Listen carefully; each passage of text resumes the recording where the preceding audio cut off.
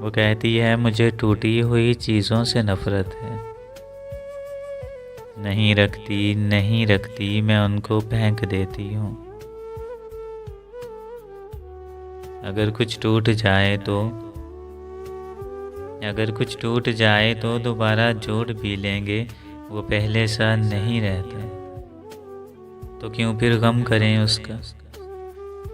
मुयस्सर है हमें सब कुछ, दोबारा ले लिया जाए जहाँ में क्या नहीं मिलता।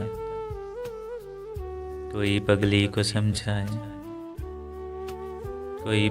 को समझाए न जाने क्या करेगी अब।